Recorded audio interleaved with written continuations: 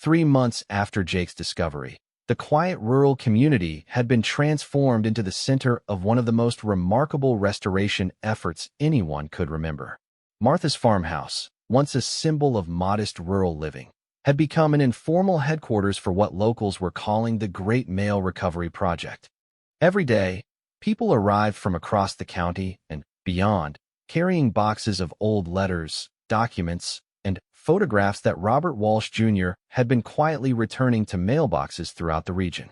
Martha had volunteered her home as a coordination center, and her dining room table was constantly covered with correspondence dating back decades. Jake found himself in the unexpected role of chief investigator, helping families piece together the stories contained in their recovered mail. His methodical approach and genuine care for people's situations made him a natural choice to lead the effort.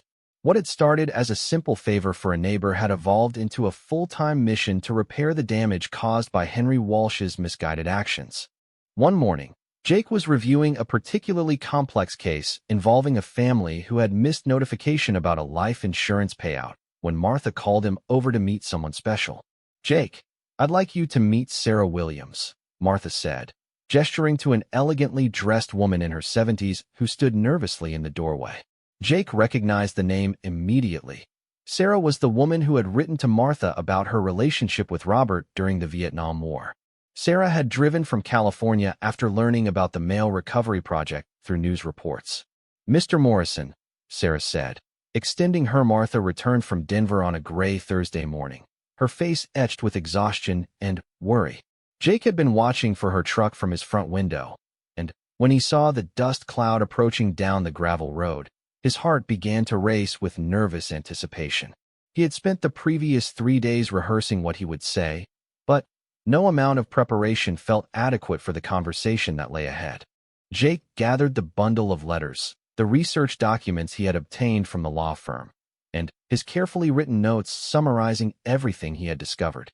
As he walked across the fields toward Martha's farmhouse, he tried to imagine how she would react to learning that her entire financial situation was built on a foundation of stolen mail and hidden inheritance. Martha was sitting on her front porch when Jake approached, her shoulders slumped with the weight of exhaustion. She looked up as he drew near, managing a weak smile despite her obvious fatigue. "Jake, thank you so much for collecting my mail," she said, her voice hoarse from days of worry. "Tommy is going to be okay, but it was touch and go for a while. The medical bills are going to be substantial, but we'll figure something out." Jake settled into the chair beside her, the bundle of letters clutched in his hands. "Martha, I need to talk to you about your mail. I found something when I collected it that I think you need to see." Martha's tired eyes focused on the aged envelopes in Jake's hands. "What are those? They look old." Jake took a deep breath. "Martha, these letters were hidden in the back of your mailbox. They've been there for decades, never delivered. They're addressed to you, dating back to the 1970s, and I believe they contain information that could change your life." Martha reached for the letters with trembling hands, her exhaustion momentarily forgotten. As she examined the postmarks and return addresses, Jake watched her face cycle through confusion, recognition, and growing amazement. "This one is from Bobby," she whispered, touching the envelope from her brother with reverent fingers. "But he died in 1971. How could this letter have never been delivered?"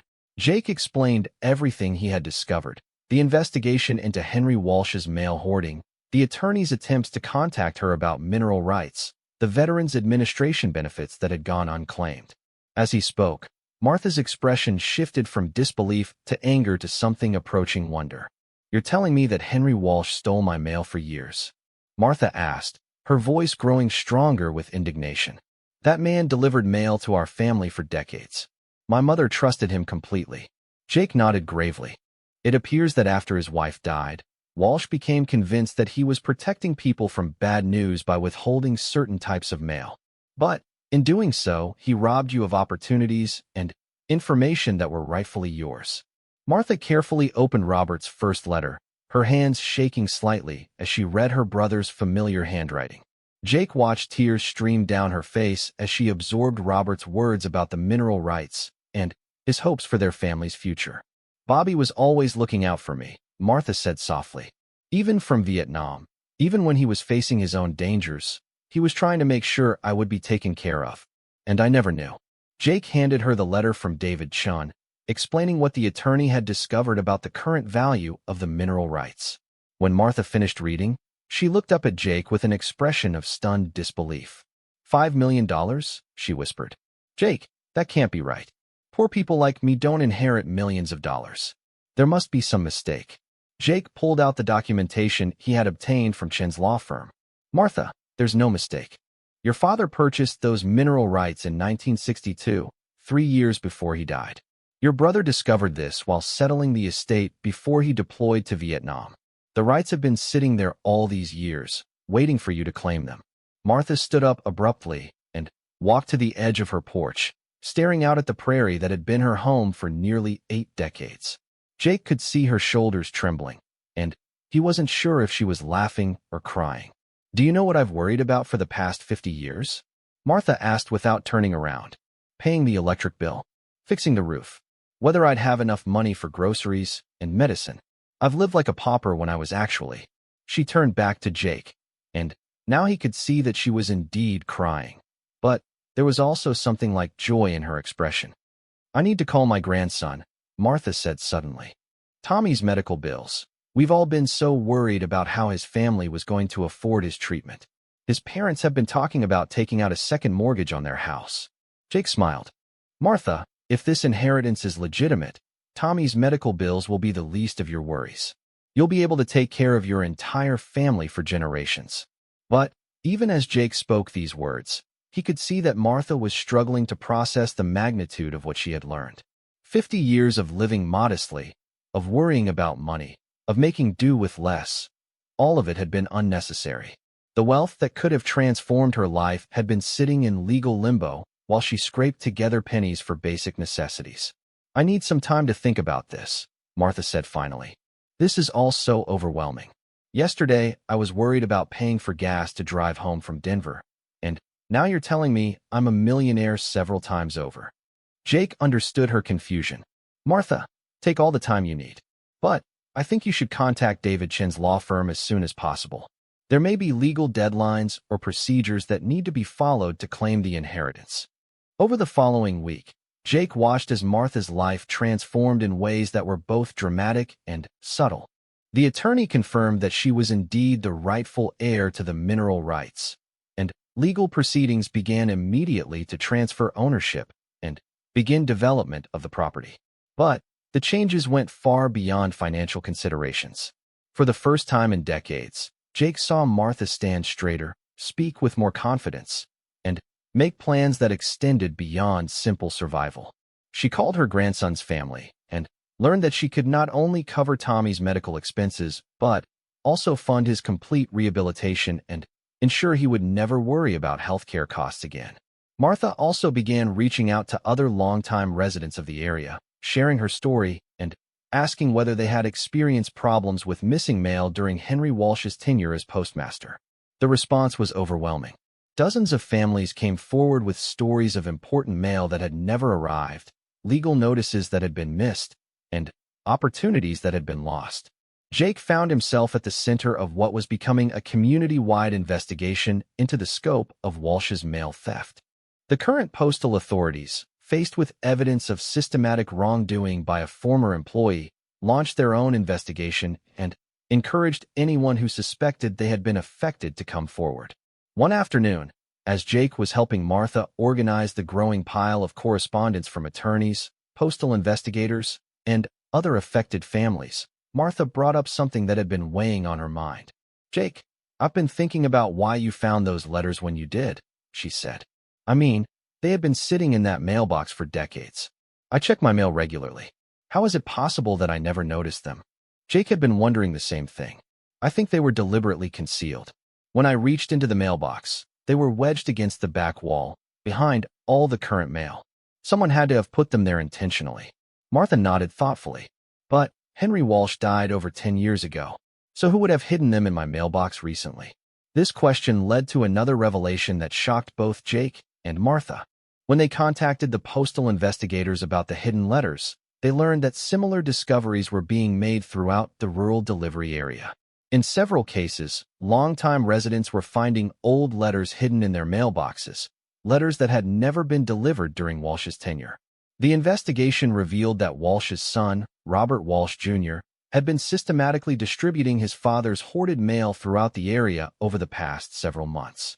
The younger Walsh, apparently overwhelmed by guilt over his father's actions, had been attempting to return the stolen correspondence to its intended recipients without revealing his own role in the cover-up. When postal investigators finally tracked down Robert Walsh Jr., they discovered that he had been living with the knowledge of his father's mail theft for over a decade. After his father's death, he had found thousands of pieces of undelivered mail stored in the basement of the family home. Rather than turn the mail over to authorities, he had spent years agonizing over how to make things right. He was afraid that if he came forward officially, his father's reputation would be destroyed and the families affected might sue the estate. The postal investigator explained to Jake and Martha. So he decided to try to return the mail anonymously, hoping that people would simply assume the letters had been misfiled or delayed. Martha shook her head in amazement. So my letters were actually delivered to me, just 50 years late. The scope of Walsh's mail theft was staggering. The investigation ultimately revealed that hundreds of families had been affected over the course of nearly 2 decades. Legal notices about inheritances, medical test results, job offers, family correspondence, government benefits. All of it had been systematically withheld by a man who believed he was protecting people from distressing news. For Martha, the discovery of her brother's letters had opened a door to a past she had never known existed. But, for the community as a whole, Jake's accidental discovery had exposed a decades-old injustice that had affected countless lives. As word of the investigation spread, reporters from regional newspapers began contacting Martha and Jake, wanting to tell the story of the cowboy who had uncovered one of the most extensive mail theft cases in Postal Service history. But Martha was reluctant to seek publicity, preferring to focus on the practical matters of claiming her inheritance and helping other affected families navigate their own discoveries. "I don't need to be famous," Martha told Jake as they sat on her porch one evening, watching the sun set over the prairie. "I just want to make sure that everyone who was hurt by Henry Walsh's actions gets the chance to reclaim what was rightfully theirs." Jake admired Martha's focus on justice rather than personal gain. Her newfound wealth could have changed her personality, made her arrogant or selfish. Instead, she seemed more determined than ever to use her resources to help others. As the weeks passed, Jake began to understand that his simple act of collecting Martha's mail had indeed changed everything. But not just for Martha. The ripple effects of his discovery were spreading throughout the community, touching lives in ways he could never have anticipated.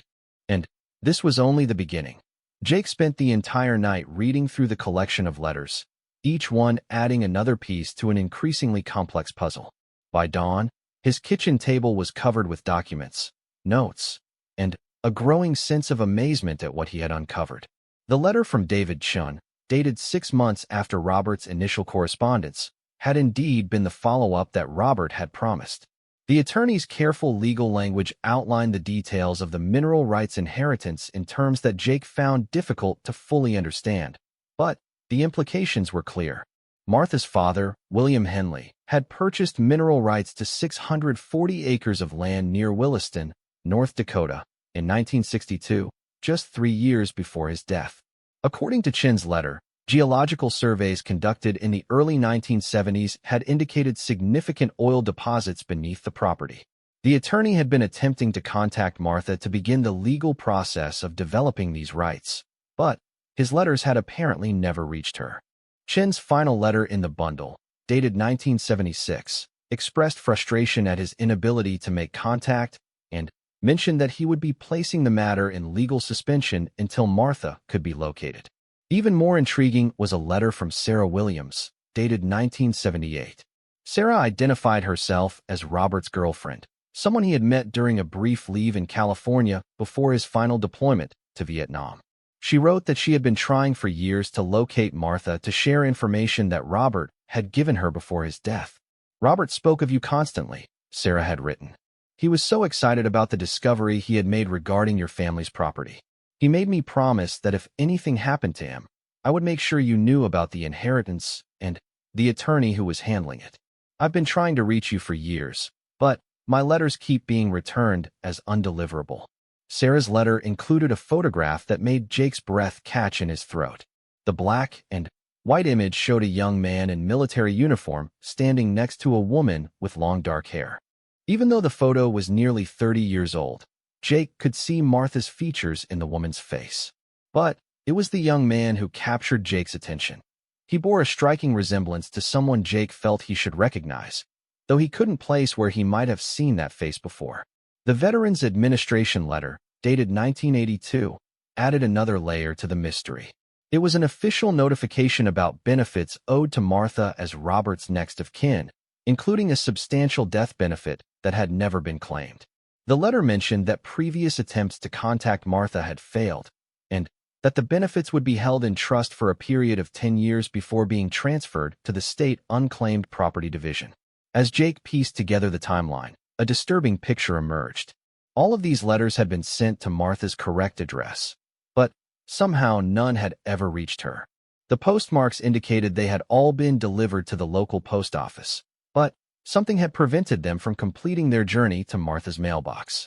Jake remembered hearing stories about the old postmaster, Henry Walsh, who had served the rural route for nearly 40 years before retiring in the mid-1980s.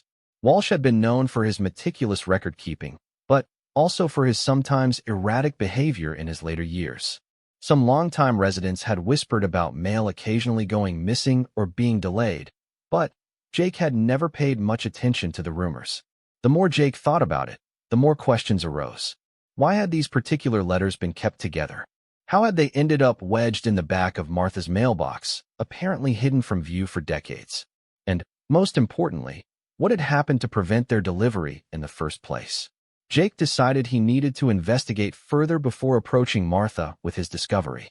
He drove into town early that morning, hoping to find someone who might remember the postal situation from the 1970s and early 1980s. His first stop was the current post office, where he spoke with Janet Mills, the postmaster who had taken over when Walsh retired. Janet was in her 60s and had worked at the post office for over 20 years. When Jake carefully explained his situation without revealing too many details, Janet's expression grew thoughtful. "You know," she said, "there were some irregularities when I first started working here. When Henry Walsh retired, we found boxes of old mail in the storage room behind his office. Some of it dated back years. The regional supervisor said it appeared that Walsh had been setting aside mail that he deemed problematic, letters that might contain bad news or complicated matters." Janet paused, seeming to consider how much she should reveal. Henry had some personal struggles in his later years. His wife died in 1974, and he never really recovered. There were rumors that he sometimes held on to mail that he thought might upset people, especially elderly residents living alone. He seemed to think he was protecting them from bad news. This revelation sent chills down Jake's spine.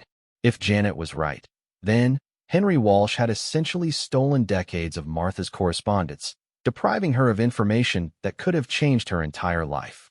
The mineral rights alone might have been worth hundreds of thousands of dollars, especially if they had been developed during the oil boom of the late 1970s. "What happened to the mail you found in storage?" Jake asked. "Most of it was too old to deliver by then," Janet replied. "The regional office instructed us to dispose of anything that was more than a year old, unless it was clearly of legal or financial importance. But, even then, we were supposed to return it to the sender if possible, rather than deliver it to recipients who might no longer be at the same address." Jake left the post office with his head spinning. If Walsh had indeed been hoarding mail, then the letters Jake had found might represent only a portion of what Martha had never received.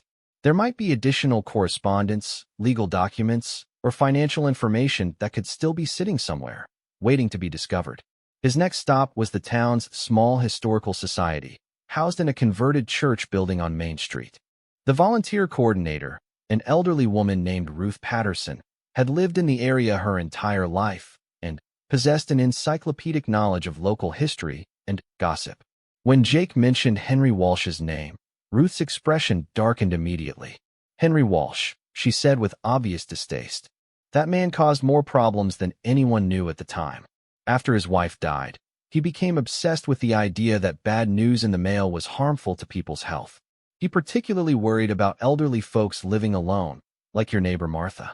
Ruth led Jake to a corner of the building where old local newspapers were stored in filing cabinets. She pulled out several issues from the early 1980s and pointed to a small article buried on an inside page. Local post office investigates mail irregularities, the headline read. The brief article mentioned that the Postal Service had conducted an investigation into complaints about missing mail in the rural delivery area, but that no conclusive evidence of wrongdoing had been found. Walsh had retired shortly after the investigation concluded. Of course they didn't find evidence, Ruth said bitterly. Henry was careful about covering his tracks. But half the people in this county were missing important mail during his last decade on the job. Medical bills, legal notices, family letters. All of it just disappeared into Henry's private collection. Ruth lowered her voice conspiratorially. I heard from my cousin who worked at the post office that they found thousands of pieces of mail when they cleaned out Henry's house after he died. But, by then, most of it was too old to do anyone any good. Jake felt a growing sense of urgency. If Ruth was right, then Martha might not be the only person who had been deprived of important correspondence. There could be dozens of families in the area who had lost out on inheritances, benefits, or other opportunities because of one man's misguided attempt to protect people from bad news. That afternoon, Jake made a difficult decision. He called Martha's house, hoping she might have returned from Denver, but got only her answering machine. He left a careful message asking her to call him when she had a chance, mentioning that he had collected her mail and found some items that she might find interesting. While waiting for Martha's return, Jake continued his investigation. He drove to the address listed for David Chun, the attorney who had originally tried to contact Martha about the mineral rights. The law office was still in operation, though Chun himself had retired several years earlier. The current partners were intrigued by Jake's story and agreed to research their files for any records related to the Henley estate. 2 days later, Jake received a call that changed everything. One of the attorneys had found Chin's original case files, which had been stored in their archive basement. The Henley mineral rights case was still active, though it had been dormant for decades. Even more remarkable, the mineral rights had never been developed, meaning that Martha's inheritance had been sitting untouched, accumulating value for over 50 years.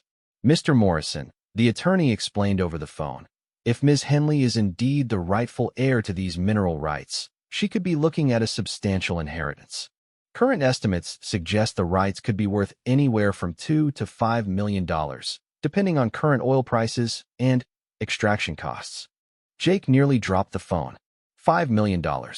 Martha, who worried about affording basic repairs to her farmhouse, might be a millionaire several times over, and she had no idea. That evening, as Jake sat in his cabin reviewing all the letters and documents he had discovered, he realized that his simple act of neighborly kindness had uncovered something far more significant than a missed inheritance. He had stumbled upon a systematic pattern of mail theft that had potentially affected dozens of families over the course of decades. More importantly, he had the power to right a wrong that had been perpetrated over 50 years ago. Martha's life was about to change in ways that neither of them could have imagined when she had asked him to collect her mail just a few days earlier. But Jake also understood that with this knowledge came enormous responsibility. How do you tell someone that they've been living in relative poverty for decades when they were actually wealthy? How do you explain that a trusted public servant had stolen their future and hidden it away? And what about all the other families who might have been similarly affected? As night fell over the Montana plains, Jake made preparations for what would undoubtedly be the most important conversation of his life.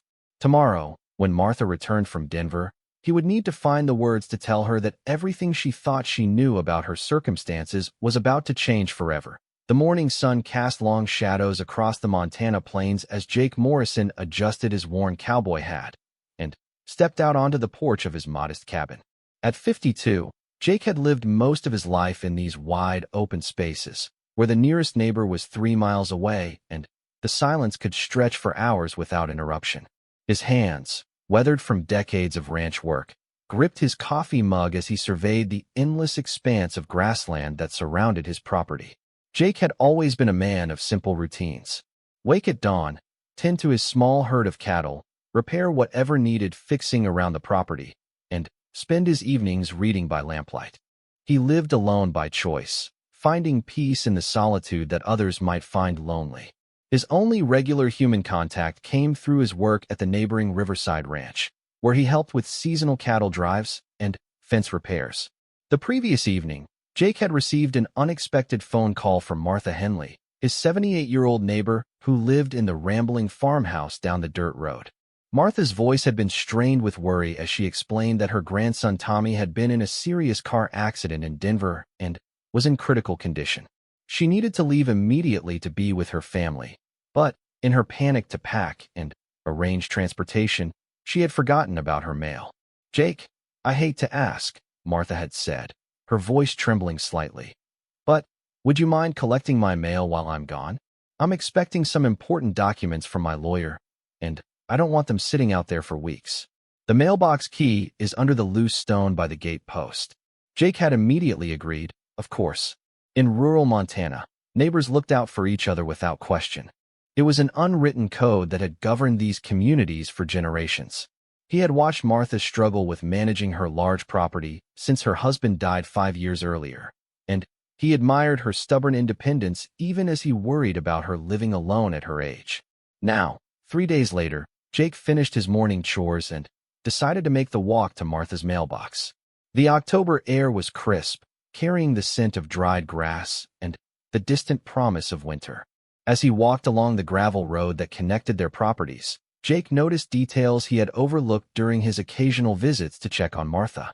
The fence posts were weathered and, leaning in places, the gate hinges showed rust from years of mountain weather, and the mailbox itself sat at an odd angle, as if it had been loosened by countless prairie winds.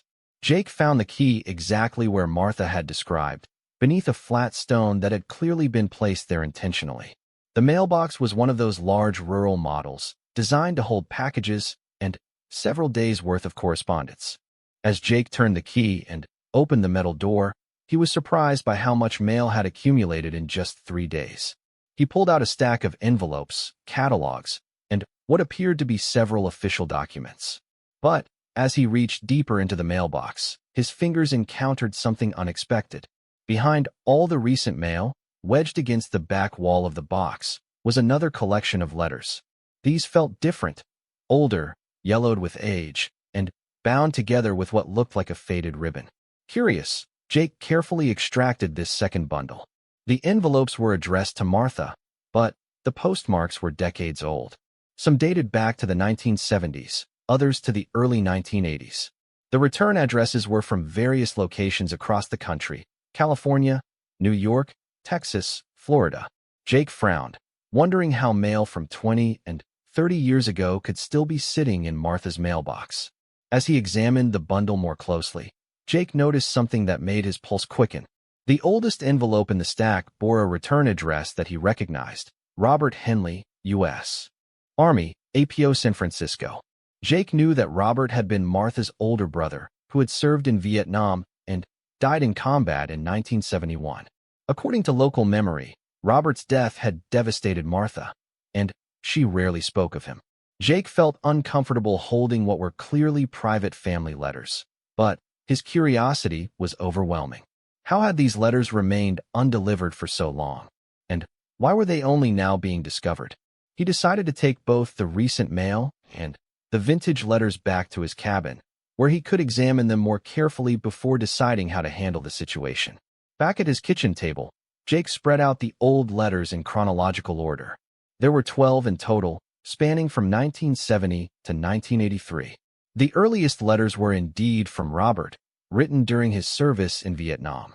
But as Jake looked more closely at the postmarks and return addresses, he realized that not all of the letters were from Martha's brother.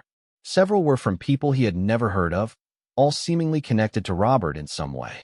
One envelope, postmarked from Los Angeles in 1975, had a return address that read David Chun, attorney at law. Another, from 1978, came from Sarah Williams in Jacksonville, Florida. There was even a letter from 1982 with a return address from the Veterans Administration in Washington, D.C. Jake knew he should simply gather all the letters, both old and new, and drive them over to Martha's house to leave them safely inside. But something about the mystery nagged at him. These letters had been sitting undelivered for decades, and their discovery felt like more than mere coincidence. What if they contained important information that Martha had never received? What if there were family secrets or unfinished business that needed attention? The afternoon sun was beginning to set as Jake made his decision. He would open just one letter, the oldest one from Robert, to see if it provided any clues about why these letters had never been delivered.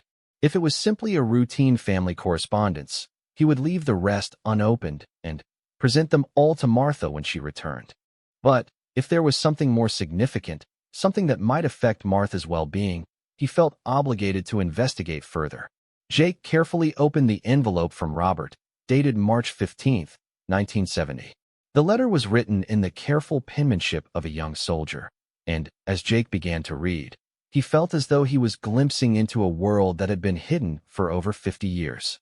Dear Martha, the letter began, I hope this letter finds you well, and that spring is coming early to Montana this year.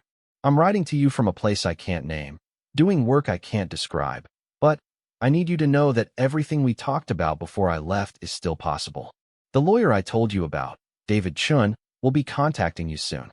He has the documents we discussed, and he'll explain everything about Father's estate that we never got the chance to properly settle. Jake's eyes widened as he continued reading. The letter went on to describe a family inheritance that Robert had apparently discovered while settling their father's affairs before deploying to Vietnam. According to Robert's letter, their father had owned mineral rights to a section of land near the Montana-North Dakota border, rights that had never been properly transferred after his death in 1965. The oil company surveys have been very promising, Robert wrote. Mr. Chun believes the rights could be worth a substantial amount if the drilling goes forward as planned. I've instructed him to handle all the paperwork through you, since I obviously can't manage it from here. This could change everything for our family, Martha. You'll never have to worry about money again, and maybe you can finally pursue that teaching degree you always wanted. The letter concluded with Robert expressing his love for his sister and his hope that the war would end soon so he could return home to help her navigate the legal complexities of the inheritance. It was signed simply, Your loving brother, Bobby. Jake set the letter down with trembling hands. If this letter was authentic, it suggested that Martha might be the rightful owner of mineral rights that could be worth a fortune. But the letter had never been delivered, which meant she had never known about her brother's discovery or the attorney who was supposed to contact her. Jake looked at the other unopened letters with new understanding. The envelope from David Chun, the attorney, was likely the follow-up correspondence that Robert had mentioned. The Veterans Administration letter might contain information about Robert's death and possibly additional estate matters. Each envelope potentially held a piece of a puzzle that had been scattered and lost for decades. As darkness settled over the Montana plains, Jake faced a decision that would change not only his life, but Martha's as well. Should he open the remaining letters to fully understand what had happened, or should he respect Martha's privacy and simply present her with the mysterious bundle when she returned from Denver? Jake walked to his window and looked out at the vast expanse of land that stretched toward Martha's property. Somewhere out there, mineral rights worth potentially millions of dollars might be sitting unclaimed, simply because a series of letters had never reached their intended recipient. The weight of this knowledge felt enormous, and Jake realized that his simple act of collecting his neighbor's mail had uncovered something far more significant than anyone could have imagined. He thought about Martha, probably sitting in a hospital room in Denver, worrying about her grandson and facing medical bills that her modest pension might not cover. If these letters contained what Jake suspected they did, Martha's financial worries could be over. But first, he needed to understand the full scope of what had been lost and why these letters had remained hidden for so long. Jake made his decision. He would carefully open each letter, document their contents, and piece together the story that had been waiting 50 years to be told. Whatever he discovered, he would present it all to Martha when she returned, giving her the information she needed to reclaim what might rightfully be hers. As he picked up the second envelope, Jake couldn't have known that his decision would set in motion a series of events that would not only transform Martha's life, but would also reveal a network of connections spanning decades and touching the lives of people across the country. The simple act of collecting a neighbor's mail was about to become the beginning of an extraordinary journey into the past, one that would ultimately prove that some messages are too important to remain lost forever. Sometimes the smallest acts of kindness can unleash the most extraordinary consequences. What if a simple favor for a neighbor could transform not just your life, but the lives of countless others? What if picking up someone's forgotten mail could lead you down a path so unexpected, so profound, that everything you thought you knew about purpose and destiny would be turned upside down? This is the story of Jake Morrison, a weathered cowboy from the dusty plains of Montana, whose routine act of neighborly kindness became the catalyst for one of the most remarkable transformations anyone has ever witnessed. When Jake agreed to collect the abandoned mail from an elderly neighbor's mailbox, he had no idea he was about to embark on a journey that would challenge everything he believed about life, hope, and the power of human connection. What started as a simple walk to a mailbox would soon reveal secrets that had been buried for decades, unlock mysteries that would captivate an entire community, and ultimately prove that sometimes the most ordinary people are chosen for the most extraordinary purposes. Jake's story isn't just about finding forgotten letters. It's about discovering that some messages are meant to travel through time, waiting for exactly the right person to receive them at exactly the right moment. Get ready to witness how one man's decision to help a neighbor would ripple outward in ways no one could have predicted, touching lives across generations, and proving that in a world that often feels disconnected, we are all more linked than we ever imagined.